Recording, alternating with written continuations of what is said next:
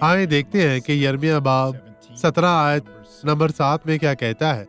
पहले वो आपको दर्ज झैल बता रहा है, तकरीबन वैसा ही जैसा कि इसने 2 आयत पहले कहा था, जो हम यहाँ पहले ही देख चुके हैं, जिसमें कहा गया है कि मालूम है वो शख्स जिसने इंसान पर भरोसा किया, ठीक है, जो अपने बाजू पर भरोसा रखता है। अब वो मजीद कहता है, मुबारक है वो आदमी जो खुदाउंद पर तवक्कल रखता है और जिसकी उम्मीद का खुदाउंद है। खुशी मनाएं, आप मुबारक हैं। क्या आप इस पर भरोसा रखते हैं? क्या आप खुदा की हजूरी की तलाश में हैं? अगर आप तलाश नहीं कर रहे तो अभी से शुरू करें, उसके पास वापस आएं और अपनी बरकत पाएं। अब ये गवाही देखें।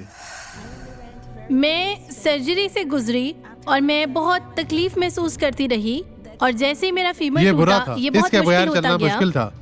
नहीं, उसने ईमान को मजबूत किया और आगे बढ़ी तकलीफों को छोड़ दिया।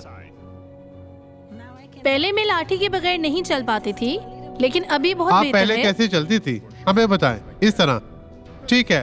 पास्टर जोसे, इसका हाथ छोड़े, ये खुद से चलेगी। चले चले, चलती जाए बहन, चले चले, खुदावंद आपके साथ है। चले मेरी बहन, आप बेहतर हैं।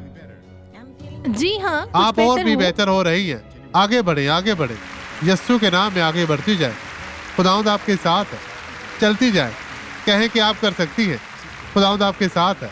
अब आप बेहतर हैं। आप जी, इसे बेहतर हूँ। इसे यहाँ छोड़े। कितना अरसा हुआ?